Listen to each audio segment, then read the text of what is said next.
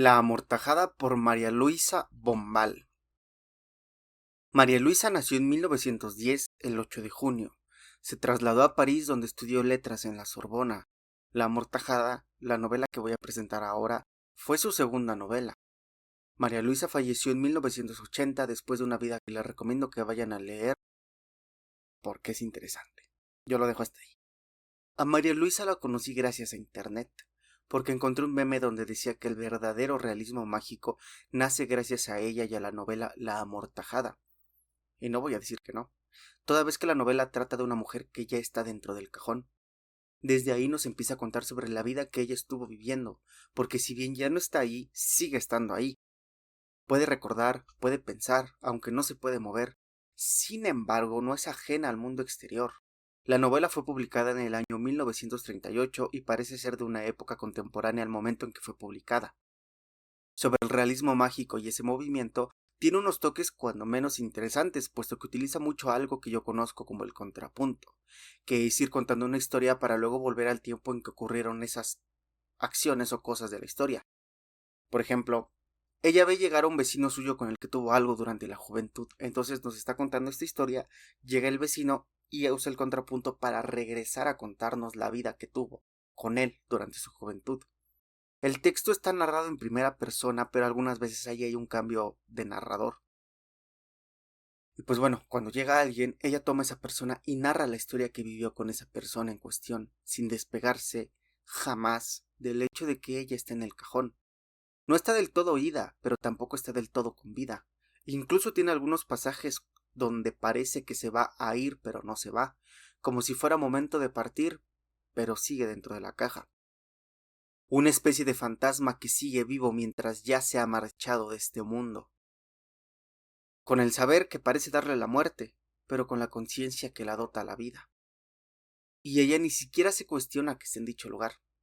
O sea, no se está cuestionando que esté en el cajón, no se cuestiona que ya se ha ido, no se cuestiona que le están llorando, no se cuestiona que está asistiendo a esas cosas que uno asiste sin enterarse. Porque yo no sé ustedes, pero al menos la gran mayoría de personas asisten a su funeral pero no se enteran que asistieron. Ella vive. Incluso dice que está sintiendo las cosas como son en realidad, porque ahora puede entender a las cosas por sí misma sin distraerse. ¿Acaso esto es una especie de mindfulness? No lo sé, pero no hay preguntas sobre lo que está pasando como en el realismo mágico. Ella no se está cuestionando. Diablo, se supone que yo ya no debería estar pensando, no, simplemente es como, mira, ya llegó Ricardo, mi ex amor, mira, ya llegó tal, mira mi hija, mira mi hijo. La amortajada forma parte de una familia acomodada, ya que parecen ser dueños de fincas. Nunca lo dicen como tal, pero es lo que se da a entender, puesto que ella y sus hermanas no trabajan, sus padres no es que parezcan peones ni nada por el estilo. El romance de juventud es con Ricardo, un hombre con quien ella estuvo durante esos años. Primero fue una especie de verdugo, luego fue un amante que vino y fue todo el tiempo. El romance inicia una vez que Ricardo desaparece después de una pelea con su padre. Vuelve a aparecer una vez que ya la finca está volcada en su búsqueda. Se encuentra con la amortajada y pasa lo que tiene que pasar. Mucho tiempo después, él sigue en este ir y venir, pero empieza a estudiar fuera. Así que en las vacaciones, solamente en las vacaciones viven ese romance. Un romance que se terminó, porque él un día se fue. Solamente se fue. En el cajón parece que ella lo estuvo esperando, no de una forma romántica. Esperaba que él volviera, pero solo eso, no como un anhelo, sino como alguien a quien quería ver en ese momento, a pesar de sus sentires. Del amorío que tuvo con Ricardo hubo un fruto. Ella intentó darle un punto final a todo, pero no se atrevió a hacerse daño. No pudo hacerse nada, por lo cual, una vez que lo intenta, vuelve y tiene un sueño que me pareció increíble, dado a que va soñando que corre por un pasillo mientras el pasillo completo se va desmoronando a su alrededor. El piso se va cayendo mientras ella corre de la mano de Ricardo. Ok, es algo que he visto en muchas obras, pero en 1938 no lo sé. Y hacer una adaptación de una escena de ese tipo debe ser complicada y yo no la voy a hacer.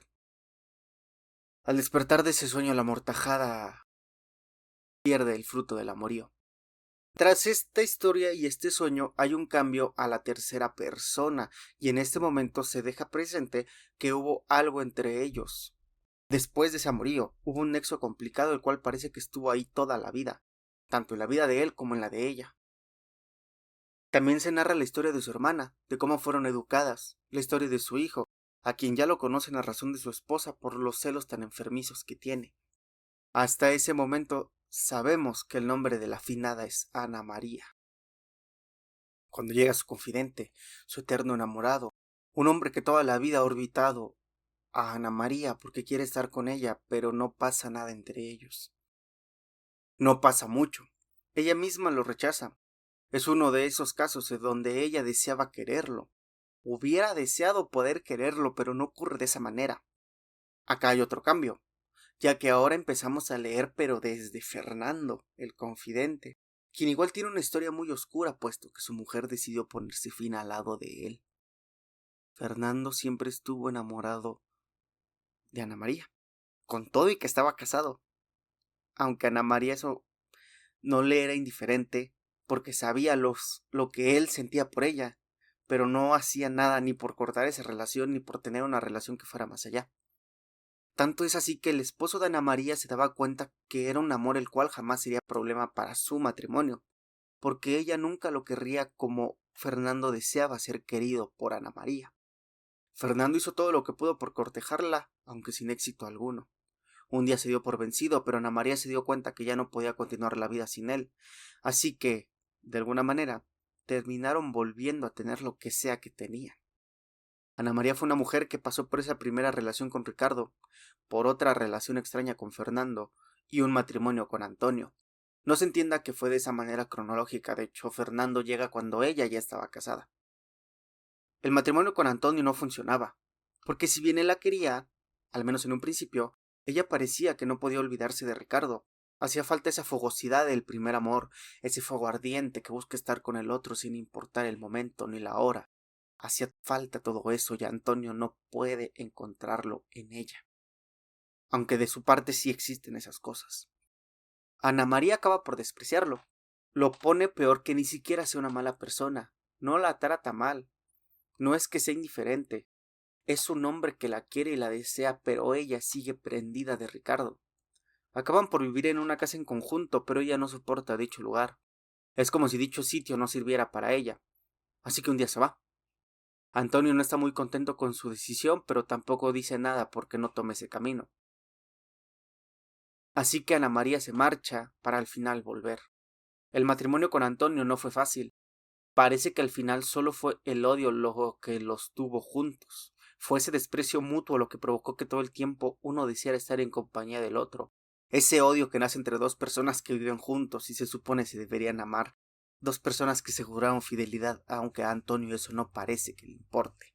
Porque más bien parece que Ana María se convirtió en una pasión más de muchas otras pasiones que ha tenido en toda su vida. Ella lo ve simplemente como el mueble que tiene que estar ahí. Ana María es una mujer que me parece atrapada. Por un lado Fernando, a quien desea poder querer y él la quiere. Por otro Antonio, quien solamente la ve como una pasión pero es su marido, mientras que ella lo odia.